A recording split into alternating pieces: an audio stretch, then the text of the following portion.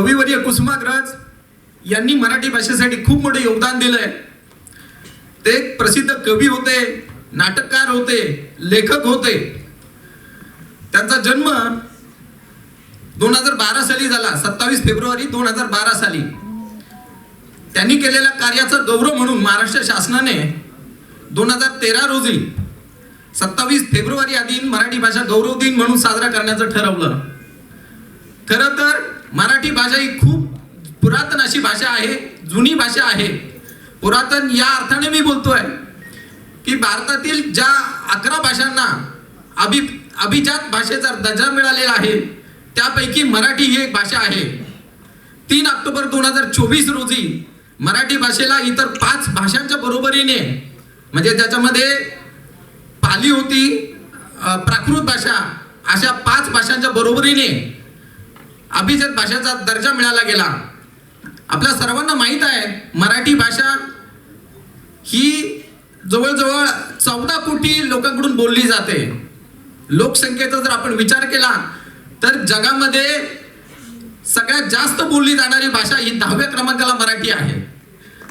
आणि फक्त भारताचा जर आपण विचार केला लोकसंख्येच्या दृष्टीने तर भारतामध्ये ही भाषा 3ऱ्या क्रमांकाला येते. खरं तर अभिजात भाषेचा दर्जा मिळायला आपल्याला एवढा उशीर नको व्हायला होता, परंतु उशिरा का होईना, परंतु आपल्या शासनाने खूप चांगला निर्णय घेतला आणि भाषेला दर्जा मिळाला. अशी ही आपली मराठी, माय मराठी, जिच्या म्हणजे मला सांगायला आनंद आहे की जिची 44 बोली भाषांमध्ये ही भाषा बोलली जाते. अशी ही अतिशय समृद्ध भाषा, जिचा खूप संतांनी गौरव केला. प्रतिभावान संत, प्रतिभावान माणसं या मातीमध्ये जन्माला आली आणि त्यांनी या भाषेचा समृद्ध वारसा पुढे नेला. अशा या कार्यक्रमाच्या निमित्ताने आज मी आपल्या सर्वांचं स्वागत करतो. तसंच या कार्यक्रमामध्ये आपण गणेशोत्सव स्पर्धा आयोजित केली होती, त्या स्पर्धेचं बक्षीस वितरण समारंभ सुद्धा आयोजित केलेला आहे. त्याचप्रमाणे सोसायट्यांमध्ये आपण स्पर्धा आयोजित केलेली होती, त्या स्पर्धेचं सुद्धा बक्षीस वितरण आयोजन आपण केलेलं आहे. अशा या कार्यक्रमामध्ये पुन्हा एकदा मी आपलं सर्वांचं स्वागत करतो.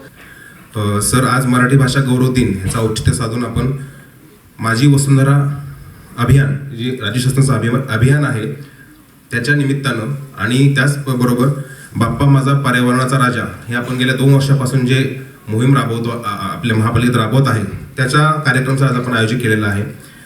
तर माझी वसुंधरा अभियानासाठी आपण वेळोवेळी शाळांना विविध उपक्रम घेत असतो. विद्यार्थ्यांच्या सहाय्याने आपण फील्डवरती वेगवेगळे कार्यक्रम घेत असतो आणि त्याचप्रमाणे NGOsच्या सहाय्याने, कॉलेजेसच्या सहाय्याने, NSSच्या विद्यार्थ्यांच्या सहाय्याने आपण विविध उपक्रम राबवत असतो.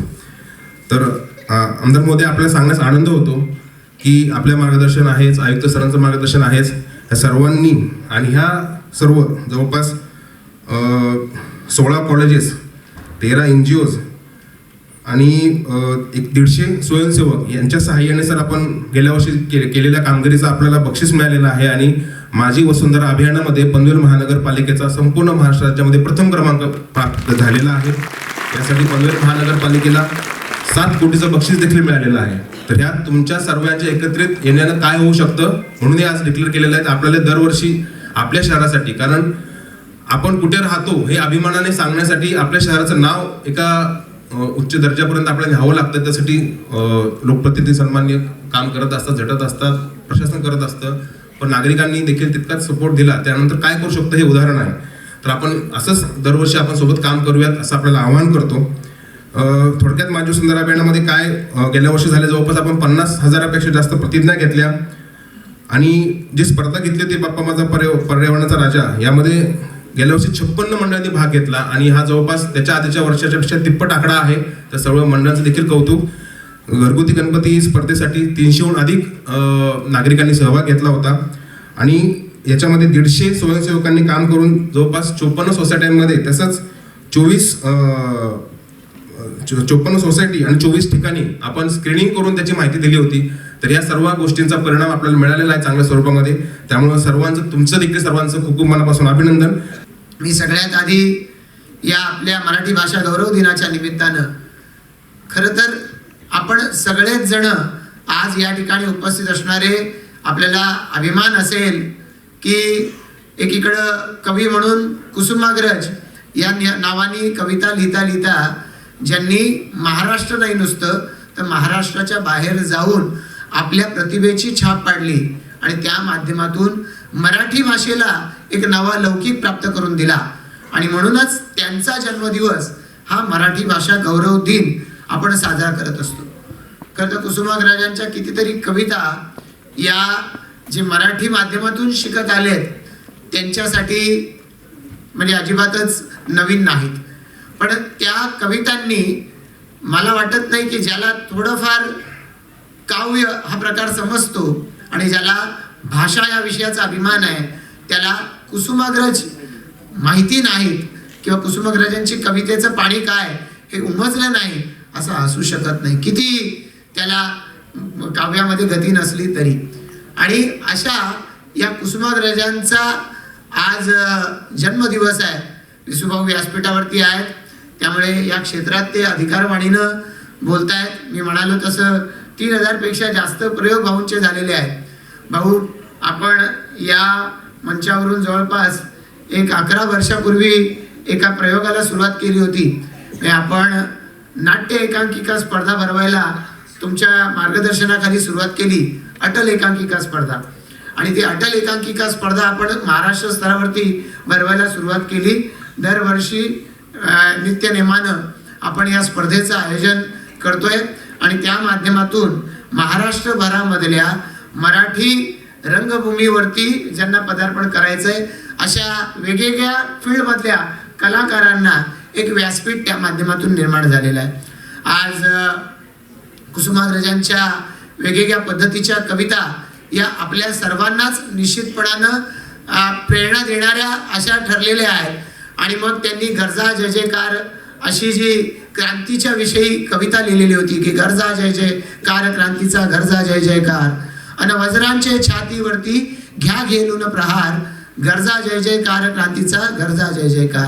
स्वातंत्र्यवीरांच्या ज्या भावना त्या फासावरती जाताना सुद्धा कुठेही देशाविषयी कमी होत नाहीत अशा पद्धतीच्या भावना असू द्या किंवा एखाद्या प्रेमी युगुलाचं वर्णन असू द्या किंवा त्याच बरोबरीनं एखाद्या दुर्दम्य इच्छाशक्ती असलेल्यासाठी कोलंबसाचं गौरवगीत जसं मांडलं गेलं की अनंत आमुची ध्येय आसक्ती अनंत अन आशा किनारा तुला पामराला, ही मराठी माणसाची सुद्धा अशा पद्धतीनं त्याची प्रवृत्ती बनली पाहिजे. यासाठी कुसुमाग्रजांनी केवळ साहित्य लिहिलेलं नाही तर ते जे जीवन जगले त्या जीवनातून आम्हाला ताठ कण्यानं मराठी बाणा कसा असला पाहिजे हे वागायला कुसुमाग्रजांनी शिकवलं. आणि म्हणून मला असं वाटतं की त्यांच्या जन्मदिवसाला असा महाराष्ट्राचा मराठी भाषेचा गौरव दिवस म्हणून साजरा करणं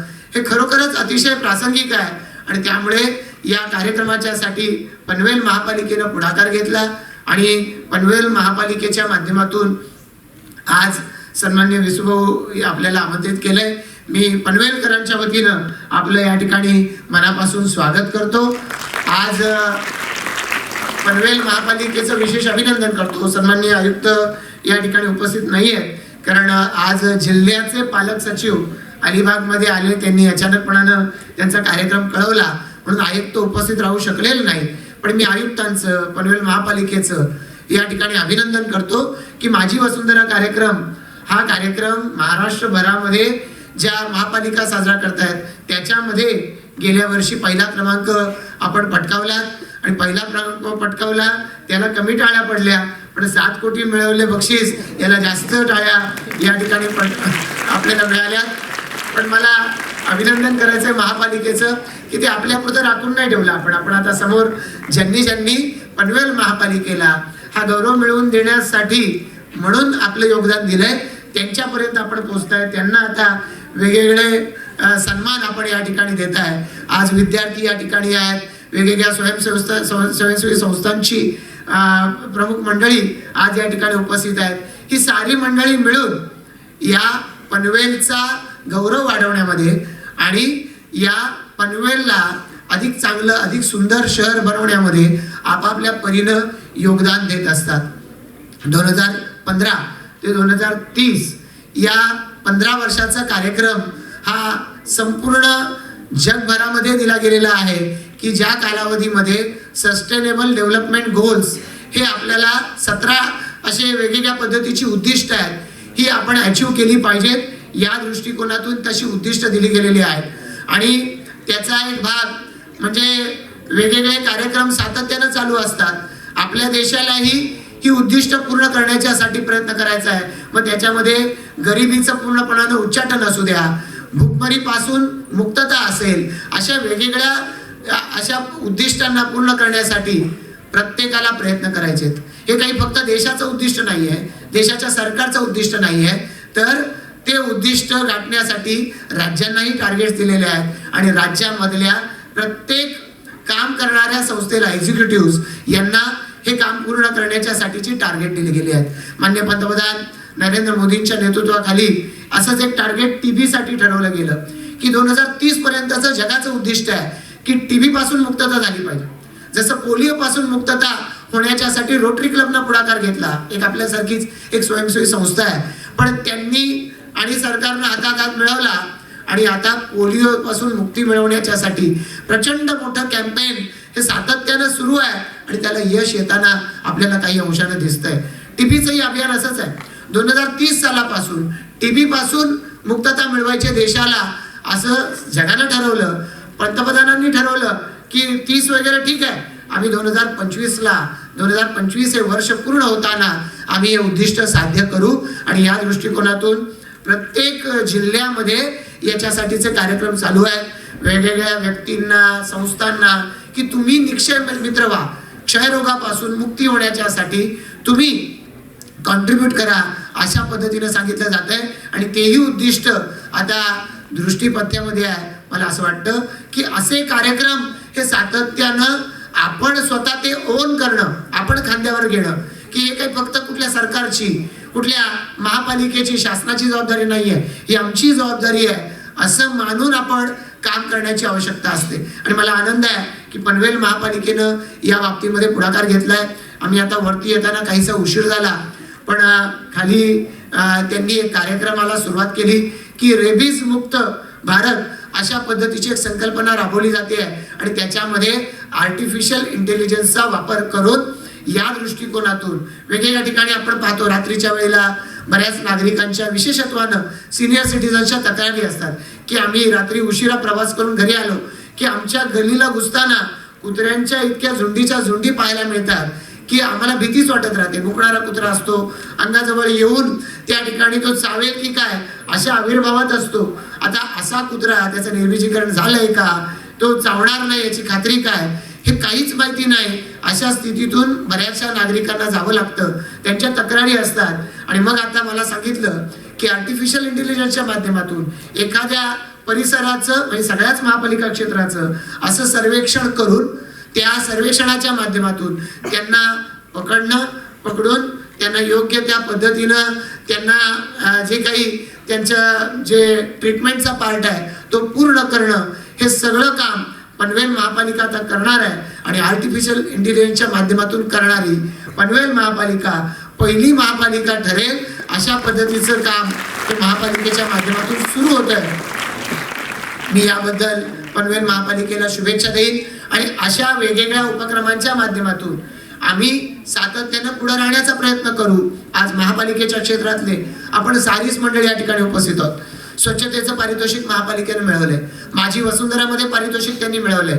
हे पारितोषिक मिळवणं एवढं उद्दिष्ट नाहीये, पण आम्ही इतरांपेक्षा एक पाऊल पुढे राहू यासाठीची ही स्पर्धा आणि यासाठी आपल्या सर्वांना सोबत घेऊन जाण्याचा हा प्रयत्न हा निश्चितच आपल्या सगळ्यांच्यासाठी स्फूर्ती देणारा आहे. माननीय कुसुमाग्रजांच्या या जन्मदिवशी असं स्फूर्तीनं भरभरून आपण काहीतरी करण्याचा या ठिकाणी प्रयत्न करणं, मला असं वाटतं की पनवेल महापालिकेच्या आणि पनवेल महापालिकेच्या क्षेत्रातल्या सर्व नागरिकांसाठी अतिशय भूषणास्पद अशा पद्धतीची बाब आहे. मी याबद्दल पनवेल महापालिकेच्या संपूर्ण टीमचं, सन्माननीय आयुक्त मंगेश चितळे साहेबांचं मनापासून अभिनंदन करतो. आणि आज जसा मराठी भाषा गौरव दिन याचे कार्यक्रम घेतोय, असे नियमित कार्यक्रम हे आपण घेत राहता आणि त्या माध्यमातून पनवेल महापालिकेच्या हद्दीतल्या लोकांना हे आपल्याशी निगडीत कार्यक्रम आहेत, ही महापालिका आपल्याशी जोडली जाते आहे अशी भावना या सगळ्यातून निर्माण होत राहते. त्याबद्दल महापालिकेचं पुन्हा एकदा अभिनंदन करतो. सर्व विजेत्यांना शुभेच्छा देऊन थांबतो. जय हिंद, जय महाराष्ट्र. महाराष्ट्र माझा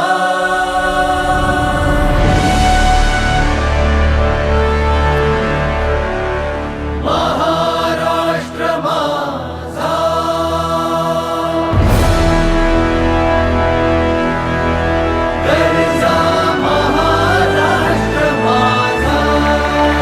महाराष्ट्र माझा जय जय महाराष्ट्र माझा गरजा महाराष्ट्र माझा जय जय महाराष्ट्र माझा गरजा महाराष्ट्र माझा जय जय महाराष्ट्र माझा गरजा महाराष्ट्र माझा रेवा वरदा कृष्ण कोयना भद्रा गोदावरी रेवा वरदा कृष्ण कोयना भद्रा गोदावरी एकपणाचे भरती पाणी मातीच्या घागरी एकपणाचे भरती पाणी मातीच्या घागरी भीमथडीच्या तटानाया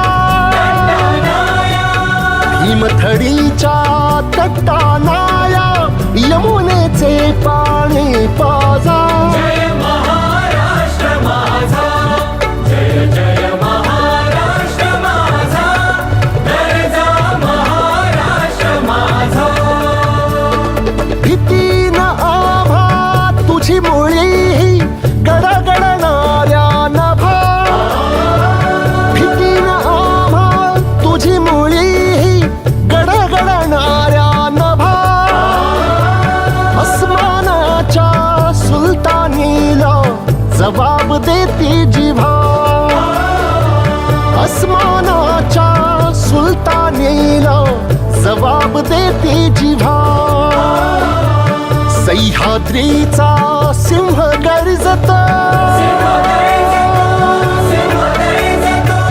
सह्याद्रीचा सिंह गर्जत शिवशंभू राजा दरी दरीतून नाद गुंजला महाराष्ट्र माझा जय जय महाराष्ट्र माझा गरजा महाराष्ट्र माझा काळ्या छातीवरी कोरली अभिमानाची लेणी ओलादी मनगटे खेळती खेळ जीव घेणी दारिद्र्याच्या उन्हात शिजला निधळाच्या घावाने भिजला देश गौरवासाठी झिजला देश गौरवासाठी झिजला दिल्लीचेही तख्त राखतो महाराष्ट्र माझा जय महाराष्ट्र माझा गरजा महाराष्ट्र माझा जय जय महाराष्ट्र माझा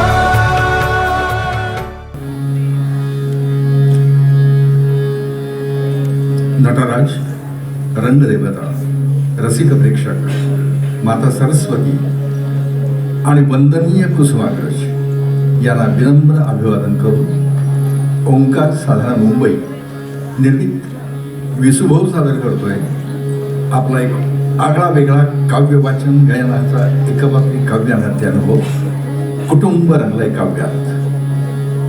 कुटुंब रंगलय काव्यात तबल्यावरती साथ करताय ओम प्रकाश साळसकर. प्रयोग क्रमांक 3122 सादर करतोय कुटुंब रंगलय काव्यात कुटुंब रंगलय काव्यात, कुटुंब रंगलय काव्यात.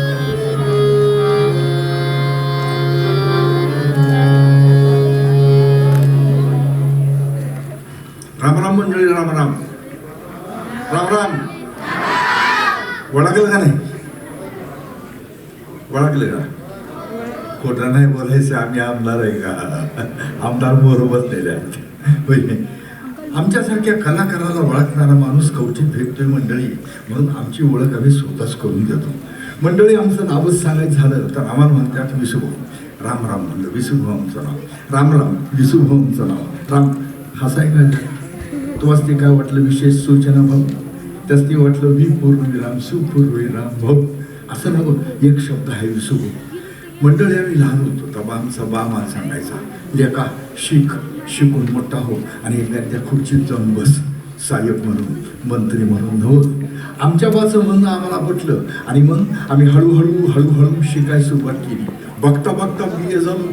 आजकाल लई सोपं आहे बी ए होणं. कापे बिपे मांडण करायला मिळतात. अगदी अलीकडं पेपर फुटायला लागली. पेपरचं अनेक वचन पेपर बरं का.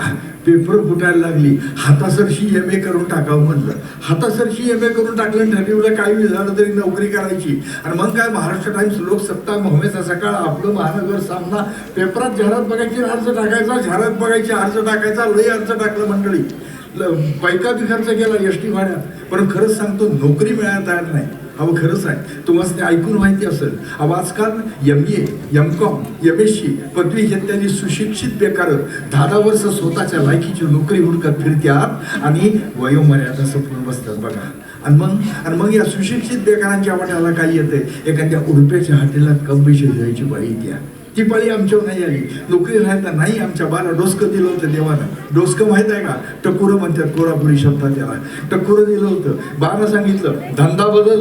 आमच्या बाच्या म्हणण्याप्रमाणे महाराष्ट्रभर फिरलो. चांद्यापासून बांद्यापासून जो कवी भेटला, प्रत्येक कवीला भेटून त्या कवीच्या अक्षरात कविता एकत्रित केल्या. लय मोठं भाग्य लागलं आपल्याला. अहो गदी माडगुळकरांची कविता त्यांच्या अक्षरात माझ्याकडे लिहिलेली आहे. बाबू बोरकर, इंदा करंजीकर, मंगेश पळगावकर यांच्या कविता त्यांच्या अक्षरात माझ्याकडे लिहिलेल्या आहेत त्या. होय की? कुसुमाग्रजांची कविता 3 वेळा त्यांच्याकडे जाऊन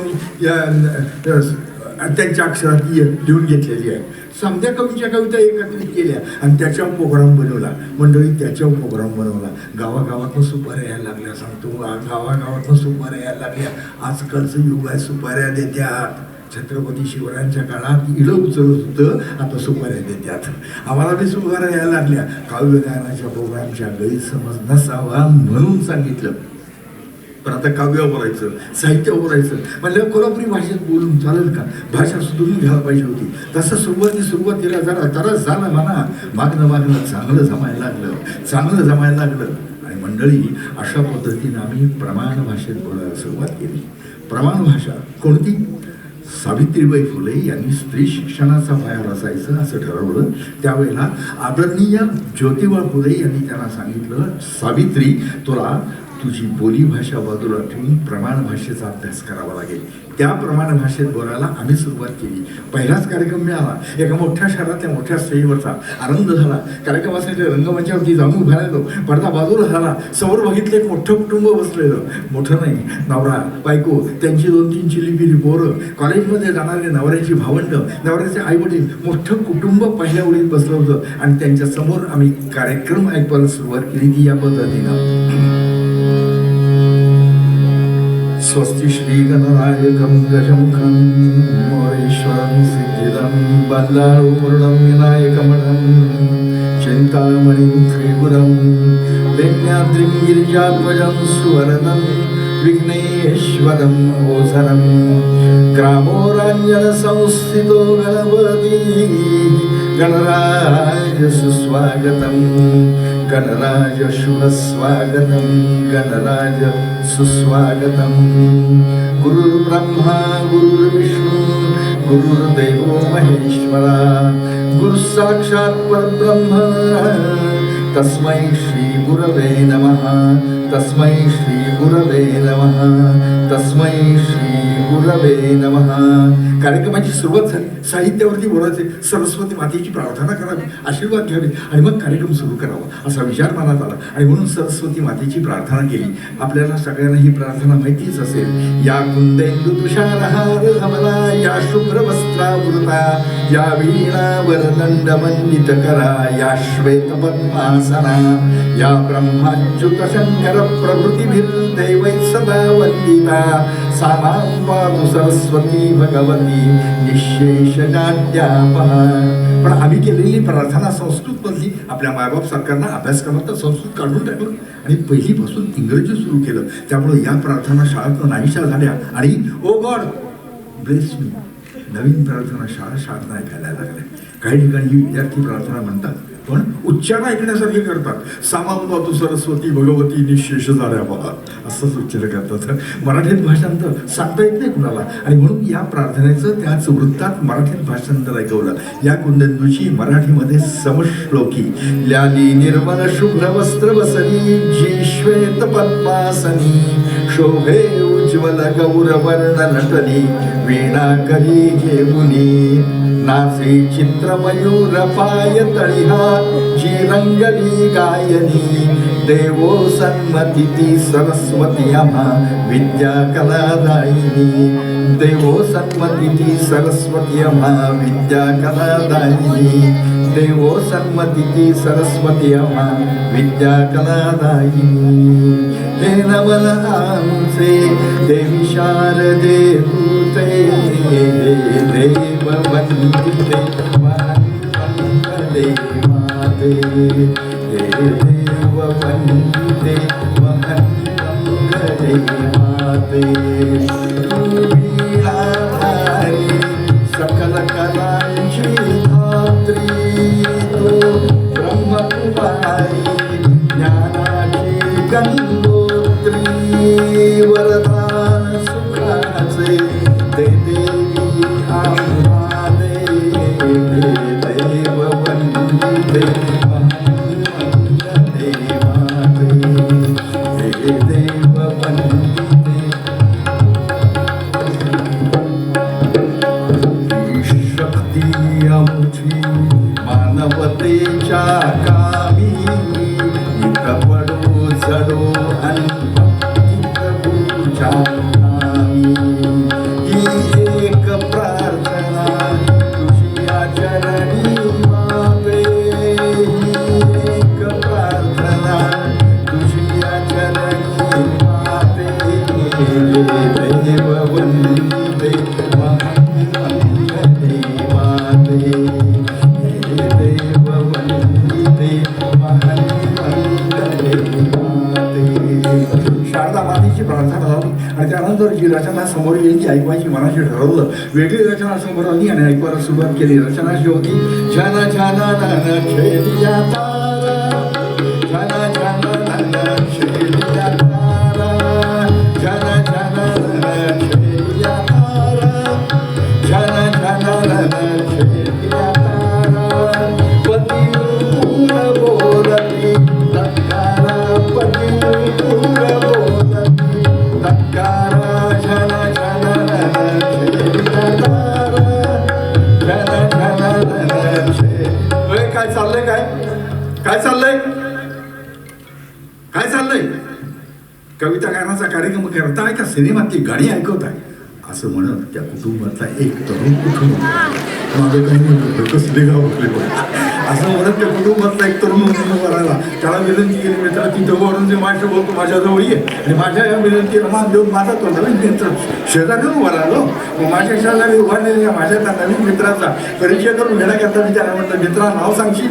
नावच पाहिजे नवं, सोपं आहे. रवींद्र म्हणतात मला, रवींद्र नाव कळलं पण रवींद्र एक रचना ऐकवत असताना तुम्हाला थांबवलंच म्हणून एक प्रश्न विचारणार आहे. सांगता येईल का रे कवितेची व्याख्या? विद्यार्थी वर्ग समोर भरपूर आहे. सांगता येईल का कोणाला कवितेची व्याख्या?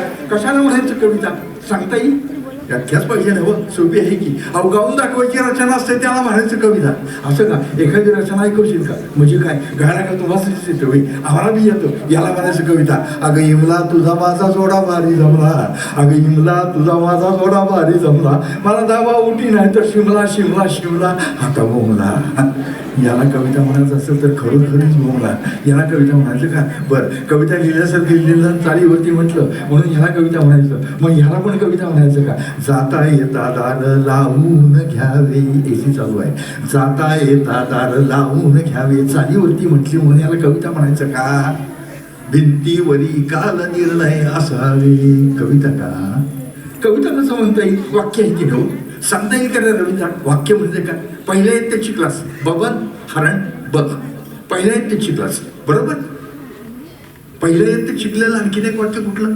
छगन कमळ बघ, छगन कमळ बघ, नमन कर. पहिल्या इयत्तेची क्लास. आज कॉलेजमध्ये जातो म्हणून विचारतो, सांगता येईल वाक्य म्हणजे काय? म्हणजे काय? Sentence is a group of words. बघा, sentence is a group of words which has a complete sense. अरे वा, वाक्याची व्याख्याही बरोबर सांगितली. पूर्ण अर्थ स्पष्ट करणारा शब्दसमूह म्हणजे वाक्य, पुऱ्या अर्थाचं बोलणं म्हणजे वाक्य. Sentence is a group of words which has a complete sense. पूर्ण अर्थाचं बोलणं म्हणजे वाक्य. आणि कविता वाक्यम रसात्मकम काव्यम, रसपूर्ण वाक्य म्हणजे काव्य. श्रवण रसाने भरलेलं, नाहीतर उसाच्या रसात बुडवून काढलेलं वाटायचं. कारण सोळखा 2 मार्कासाठी प्रश्न होता बोर्डाच्या परीक्षेत, तो प्रश्न पण काढून टाकला गेला. शिक्षण सगळं निरस करून टाकलंय. पण आत्ताची एक बातमी अशी आहे की शिक्षण पद्धतीत बदल केला जातोय. तो दिल्लीवरून बदल होतोय. मुख्य आपले आदरणीय पंतप्रधान आहेत, त्यांनी आदेश दिलेला आहे, तो बदल केला जाणार आहे. हा तर वाक्याची व्याख्या, संस्कृतमधली व्याख्या बाजूला ठेवूया आणि मराठीतली व्याख्याकडे जाऊया. पण मध्ये जरा इंग्लिशमध्ये व्याख्या सांगतो Ravindra. The spontaneous overflow of the powerful feelings recollected in tranquillity is known as a poetry. डोक्यावरून गेली. मग मराठीतली व्याख्या ऐकवायची ठरवली. पण रवींद्र, सुंदर गोष्टींची व्याख्या करताना अवघड असतं. गुलाबाचं फुल सुंदर आहे पण व्याख्या अवघड आहे. मग गुलाबाच्या फुलाचे गुण एकत्रित करून व्याख्या करण्याचा प्रयत्न केला शक्य होतं. जसं गुलाबाच्या फुलाचं आहे तसंच कवितेचं आहे. व्याख्या करताना अवघड आहे, पण गुण एकत्रित करून व्याख्या केली शक्य होतं. बरेच प्रयत्न झाले, पण राजमान्यता प्राप्त व्याख्या, उत्कट भावनांचा सौंदर्यपूर्ण आविष्कार म्हणजे कविता. कवितेची व्याख्या आमच्या रवींद्राच्या मैफलीला समजावून सांगायची होती. म्हणून रसिक हो त्याला कवितेचे गुण सांगितले आणि व्याख्याकडे घेऊन गेलो. मित्रांनो, रवींद्र कवितेचे गुण 3 गुण एकत्रित आले तरच ती कविता होते, नाही तर होत नाही. आवश्यक असणारा पहिला गुण कवितेत मांडलेली असलीच पाहिजे भावना. आवश्यक असणारा पहिला गुण भावना. पहिला गुण भावना. काय रे रवींद्र, भावना माहिती आहे की नाही? चांगली माहिती आहे. वर्गात शिकते ना म्हणजे वर्गात शिकते ती भावना नावाची मुलगी इथं अपेक्षित नाही. भावना कोणती? मोठा झालास तरी आईबाबांना आदरस्थानी मानून त्यांना नमस्कार केला पाहिजेस, ही भावना. गुरुजनांना आदरस्थानी मानलंच पाहिजेस, भावना. मातृभाषा आणि मातृभूमी यांचा अभिमान बाळगलाच पाहिजे, भावना. कार्यक्रम रसिकतेनं ऐकला पाहिजे, भावना. कार्यक्रम दाद देत ऐकला पाहिजे, भावना. दाद देताना चिक्कूपणा करता कामा नये, भावना. तुझं भावनेच्या दृष्टिकोनातून कविता ऐक म्हणलं. मुलींची संख्या बऱ्यापैकी आहे, लहान लहान मुली आहेत. यांच्यासाठी पहिली कविता ऐकवतो रवींद्र. एक लहानशी मुलगी आपल्या आईजवळ हट्ट करत करत मनातल्या भावाला सांगते आहे. काय सांगते आहे? आई ग तुझ्यासारखी पावडर मला हवी, आई ग तुझ्यासारखी पावडर मला हवी, आज माझ्या ओठावर लिपस्टिक लावणार नवी. आई ग नको मला शेपटासा लांब, आई ग नको मला शेपटासा लांब, तुझ्यासारखे केस कात्री ते थांब. कानापासून मानेपर्यंत हवेत लावून ते डूल, कानापासून मानेपर्यंत हवेत लावून ते डूल.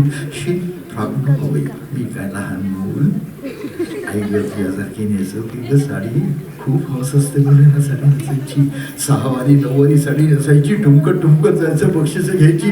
खूप हौस असते मुलींना साडी नेसायची लहान असताना. आई ग तुझ्यासारखी नेसव की ग साडी, हातामध्ये पस दे ना गुंबी जाडी.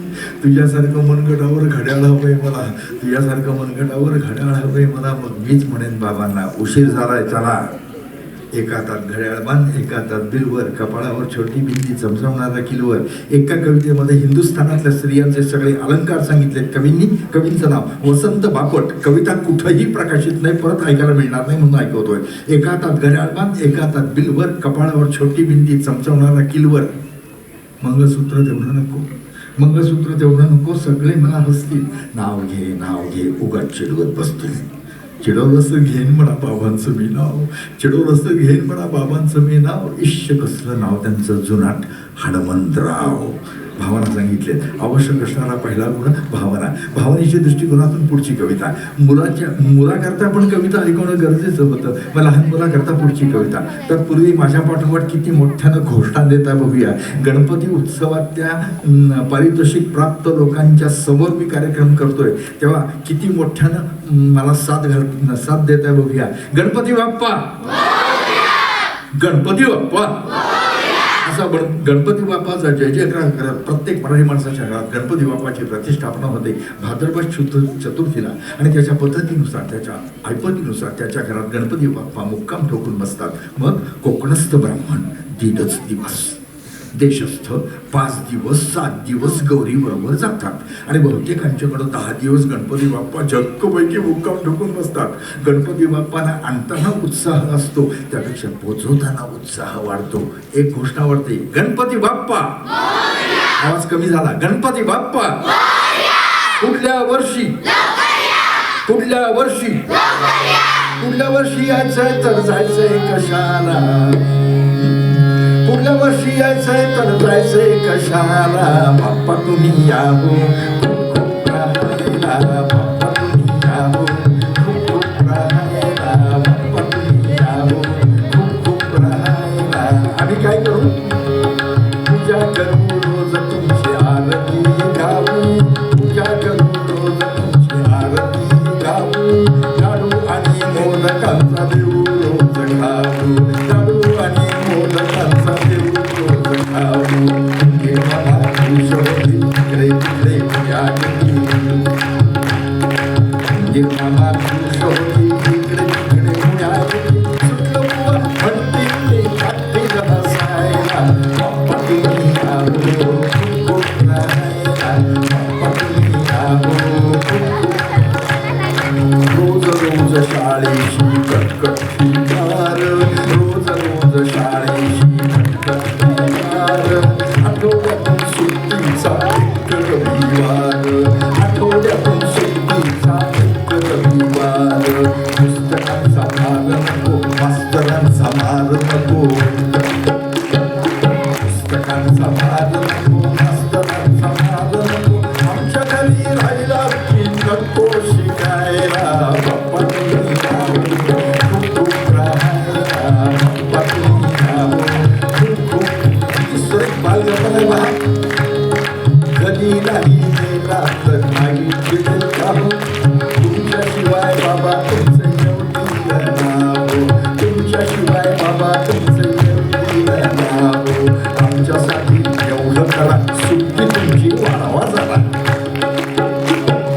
आमच्यासाठी एवढं करा, सुट्टी तुमची वाढवा जरा. पुढल्या वर्षी निघा तुम्ही तुमच्या गावाला, बाप्पा तुम्ही यावो खूप राहायला, खूप राहायला, खूप राहायला.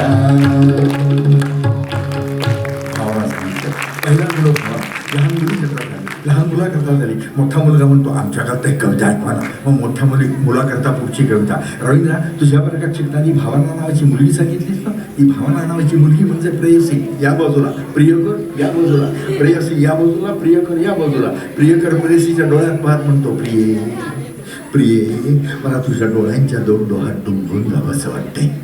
ती म्हणते, प्रिया भलतंच काय तुझ्या मनात आलं? आजपर्यंत या डोहात कित्येक जण बेपत्ता झाले. हा बेपत्ता होण्याचा प्रकार तुमच्या आमच्या पिढीतल्या लोकांना चालतो, पण जुन्या पिढीतल्या लोकांना नाही चालत. तरी सुद्धा तरुण तरुणी प्रेम करतात. 10वीत 11वीत मुलं मुली जायला लागली की पट प्रेमात पडतात. 10वीत 11वीत सोडा, 8वी 9वीतली पोरं सध्या प्रेम करायला लागले. शाळांच्या करता कार्यक्रम करतो ओंकार काव्य दर्शन नावाचा. 14,000 शाळात फिरलो मी आजपर्यंत. मग शाळेत काय दिसतं? 8वी 9वीतली पोरं प्रेम करतात. सैराट चित्रपटाचा परिणाम झाला आमच्यावरती. जे चित्रपट बॅन केले पाहिजे ते आम्ही सवीनं बघतो. मग जुन्या पिढीतल्या लोकांना आवडत नसतं म्हणून काय झालं? तरुण तरुणी प्रेम करतात म्हणून मंगेश पडगावकर बोरगाणी नावाच्या कविता संघात कविता लिहितात. त्यानं प्रेम केलं किंवा तिनं प्रेम केलं, करू दे की मला सांगा तुमचं काय गेलं. त्यानं प्रेम केलं किंवा तिनं प्रेम केलं, करू दे की मला सांगा तुमचं काय गेलं. तो तिला बागेमध्ये एकांतात भेटला. अशा पद्धतीची बाग पनवेल महानगरपालिकेनं तयार नाही केली. मग तो तिला बागेमध्ये एकांतात भेटला, नको तितक्या जवळ जाऊन अंगाशी खेटला आणि लाल लाल गुलाबाचं फुल होऊन पेटला. मग पेटलं तर पेटू दे की, भेटलं तर भेटू दे की, तुमचं डोकं कशासाठी इतकं गरम झालं. त्यानं प्रेम केलं किंवा तिनं प्रेम केलं, करू दे की मला सांगा तुमचं काय केलं. एकदा ती त्याच्यासाठी वेडीपिशी झाली. होतातच मुली अशा वेड्यापिशी मुलांच्या करता. हो, मग एकदा ती त्याच्यासाठी वेडीपिशी झाली. पाऊस होता तरी भिजत त्याच्या घरी गेली. घरात दुसरं कुणीच नव्हतं म्हणून त्यांचं पावलं. घरात दुसरं कुणीच नव्हतं म्हणून त्यांचं पावलं. त्यानं तिला जवळ घेऊन चक्क दार लावलं. मग लावलं तर लावू दे की, फावलं तर फावू दे की, तुमच्या आमच्या पूर्वजांनी दुसरं काय केलं. तुमच्या आमच्या पूर्वजांनी दुसरं काय केलं. त्यानं प्रेम केलं किंवा तिनं प्रेम केलं, करू दे की मला सांगा तुमचं काही गेलं. करू दे की मला सांगा तुमचं काही गेलं. करू दे की मला सांगा तुमचं काय गेलं. मग जुन्या पिढीतल्या लोकांना प्रेम करणं आवडत नाही का? आवडतं. प्रेम करायला परवानगी देत नाही का? देतात. पण प्रेम कसं करा सांगतात. प्रेम कसं करा. 2च ओळीत आदरणीय कुसुमाग्रजांनी सांगितलंय, प्रेम कर भिल्लासारखं बाणावरती खोचलेलं, प्रेम कर भिल्लासारखं बाणावरती खोचलेलं, मातीमध्ये उगवून सुद्धा मेघापर्यंत पोचलेलं. अशा पद्धतीचं प्रेम करायला असंच प्रेम करायला. त्यामुळे पाणी तिथं मुलं दोघांचं लग्न झालं की त्याच्याबरोबर सासरी नांदायला निघून गेली. कुठं? सासरी. कुठं? सासरी. मग सासरी नांदायला निघून गेली कुठं? एका खेडेगावात गेली आणि एकत्र कुटुंबाच्या रामरागड्यात सापडली आणि तिला स्वतःचा स्वतंत्र संसार थाटावा असं वाटायला लागलं. याबद्दलच्या भावना सांगताना तयार झालेली कविता आहे. कवितेचं नाव आहे ऊन ऊन खिचडी. गरम गरम खिचडी. कविता आपल्याला नक्की आवडेल. कविता आवडली, कवीचं नाव सांगतो. नाही आवडली, माझ्या नावावर खपून देतो. कवितेचं नाव आहे ऊन ऊन खिचडी. गरम गरम खिचडी. काय म्हणते ती? ऊन ऊन खिचडी साजूक तूप आणि वेगळं व्हायचं भारीचं सुख. ऊन ऊन खिचडी साजूक तूप आणि वेगळं व्हायचं भारीचं सुख. एक नाही दोन नाही माणसं 12, घर कसलं मिळते बाजार सारा. सासूबाई मामंजी नंदा दीर, सासूबाई मामंजी नंदानी दीर, जावेच्या पोरांची सदा फिरकीर, पाहुणे रावणे सण आणि वार, रांधावाढा जीव बेजार, 10 मध्ये दिलं ही बाबांची चूक, वेगळं व्हायचं भारीचं सुख. सगळ्यांना वाटतं माझं घर प्रेमळ, सगळ्यांना वाटतं माझं घर प्रेमळ. अहो प्रेमळ प्रेमळ तरी सासू ती सासू, एवढासा झाला तरी विंचू तो विंचू. चिमुकली नणंदबाई चुकली थालकी, चिमुकली नणंदबाई चुकली थालकी, विधभर लाकडाला हातभर जिलपी. बाबांची माया काय मामंजाला येते सांगा तुम्ही. बाबांची माया काय मामंजाला येते. पाणी तापवलं म्हणून साय काय धरते. बहीण आणि जाऊयात अंतरच खूप, वेगळं व्हायचं भारीचं सुख. बरं दोघांचा संसार साधा दिवाळी दसरा, दोघात तिसरा म्हणजे डोळ्यात कचरा. दोघांनी राहायचं, छान छान लिहायचं, गुलू बोलायचं, दूर दूर फिरायचं. आठवड्याला सिनेमा, महिन्याला साडी, फिटतील साऱ्याबाई आवडी निवडी. स्वयंपाक तरी काय पापड मेतकूट दह्यांची साय, ऊन ऊन खिचडी साजूक तूप आणि वेगळं व्हायचं भारीचं सुख. मी काय कमीची आहे? परमेश्वरचं पाणी आहे. रडले पडले अबोरा धरला, सोडलं नाही. रडले पडले अबोरा धरला, तेव्हा कुठं वेगळा संसार मांडला. पण मला काही कळतच नाही. महिन्याचा पगार कसा पुरतच नाही. साखर आहे तर चहा नाही, तांदूळ आहे तर गहू नाही. यांच्याही वागण्याची त्रास नवी, यांच्याही वागण्याची त्रास नवी. खोटभर पाणी द्यायला बायकोच हवी. बाळ रडला तर ते कापायचं नाही. 1 मिनिट कसं त्याला घ्यायचंही नाही. स्वयंपाक करायचा मीच, भांडी घासायची मीच, बाळ रडला तर त्याला घ्यायचं मीच आणि यांची मर्जी सांभाळायची मीच. जीवाच्याही पलीकडे काम झालंय खूप, वेगळं व्हायचं कळायला लागलंय सुख. आणि शेवटी म्हणते सासूबाई रागवायच्या पण बऱ्याच होत्या. हो, सासूबाई रागवायच्या बऱ्याच होत्या. अहो सकाळचा स्वयंपाक निदान करीत तरी होत्या. मामंजी दिवसभर बाळाला घ्यायचे, बाजारात करायला भाऊजी जायचे, कामात जावेची मदत व्हायची, मोठ्या भाऊजींनी उरली पूर व्हायची. आता काय कुठल्या वर्षी कुठल्या आवडी 12 महिन्याला एकच आली. थंडगार खिचडी संपलाय तूप वेगळं व्हायचं कळलं सुख. भावाला सांगितलं. भावनेच्या दृष्टिकोनातून एक एक कविता ऐकत होतो, पण आज कविता ऐकायचा मूड कमी दिसतोय. तरी सुद्धा एक वेगळ्या पद्धतीची कविता ऐकवतो. महाराष्ट्रातले शेतकरी आत्महत्या करताना दिसत आहेत. जबाबदार आम्हीच आहोत. आमच्या मुलांना आम्ही काय शिकवायचं याचा विचार करूया का? आज करूया. मराठी भाषा दिनाच्या निमित्तानं करूया. आमच्या मुलांना आम्ही हे शिकवायचं का? रसिक हो, 1994 साली इंग्लंडचा दौरा झाला. 40 दिवस मुक्काम होता. तिथं रोज पाऊस कोसळत होता. तिथं रोज पाऊस कोसळतो म्हणून ते आपल्या मुलांना शिकवतात rain rain go away. Rain rain go away हेच आम्ही आमच्या मुलांना शिकवायचं का? माझ्या पणजोबांनी, माझ्या आजोबांनी, माझ्या बाबांनी, मी, माझ्या नंतरच्या पिढ्यांनी हीच कविता सातत्यानं म्हटली आणि हीच कविता आम्ही शिकवली. मग आम्ही रेन रेन गो आम्ही शिकवायचंय का येरे येरे पावसा शिकवायचंय? आपण ठरवूया ना आज. येरे येरे पावसा तुला देतो पैसा, पैसा झाला खोटा तेव्हा पाऊस आला मोठा. त्याशिवाय पाऊस नाही येत. पावसाला बोलवलं पाहिजे हो. पावसाला बोलवलं पाहिजे. नाही ओठावर साय डोळा पावसाची गाणी. प्रशांत मोरे हा कल्याणचा कवी लिहितोय. नाही ओठावर साय डोळा पावसाची घाणी. भंडारी कामाच घुमे दे रे आभाळा दे पाणी. दे रे आभाळा दे पाणी. दे रे आभाळा दे पाणी. ओरड्या हौदा पाशी माझा ज्योतिबा उभा. ओरड्या हौदा पाशी माझा ज्योतिबा उभा. त्याच्या डोळ्यात जमली खाल्या आसवाची सभा. थोडं रिकाम्या अंड्याचं, थोडं रिकाम्या हंड्याचं आता उचलावं कुणी. दे रे आभाळा दे पाणी. दे रे आभाळाला आम्ही पाणी मागितलं पाहिजे हो. आम्ही पाणी नाही मागत. रेन रेन गो आम्ही म्हणतो, त्यामुळे दुष्काळ पडतो. मग दुष्काळ पडला. एक शेतकरी आत्महत्या करून मेला. आभाळात गेला त्याचा आत्मा आणि अंतराळातून शरीरावरती होणारे अंत्यसंस्कार बघायला लागला. काय वाटतं आपल्याला? हे माझं मेलेलं शरीर जिवंत होतं. घरच्या गरीब परिस्थितीमुळे मी त्याला सुख देऊ शकलो नाही. पण आज या मेलेल्या शरीराला अंत्यविधीच्या रूपानं मिळणारं सुख किती सहजपणानं मिळतंय. शेवटचा सोहळा सुखाचा वाटतोय. कवितेचं नाव आहे आत्मा म्हणतो. कवी जगदीश खेबडूकर कोल्हापूर. त्यांनी ही कविता तयार केलेली आहे. काय म्हणतो आत्मा? आज आज मरून या जीव झाला मोकळा. देवा सोहळा सुखाचा आज पाहिला. आज मरून या जीव झाला मोकळा. देवा सोहळा सुखाचा आज पाहिला. रसिको, ही कविता टेबलवरती तयार करून ठेवली होती आणि पिंजरा चित्रपटाचे निर्माते तिथं आले. व्ही शांताराम.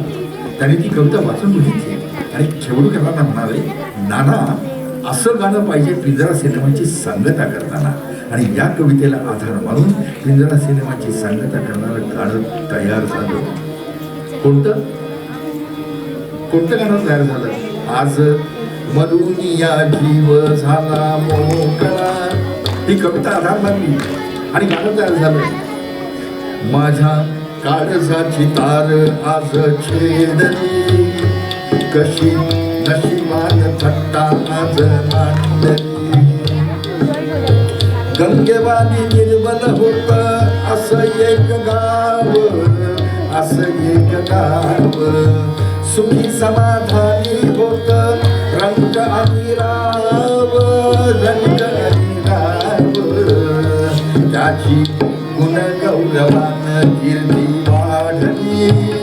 कशी नशिबात थट्टा आज मांडली. हे गाणं ज्याच्यावरून तयार झालं ती मूळ कविता जगदीश केबुलकर आपल्या गावरान मेवा नावाच्या कार्यक्रमात ऐकत होते. आता फक्त माझ्याकडे ही कविता आहे आणि मी त्यांचा एक शिष्य असल्या कारणानं त्यांनी ही कविता ऐकवायला मला परवानगी दिलेली आहे.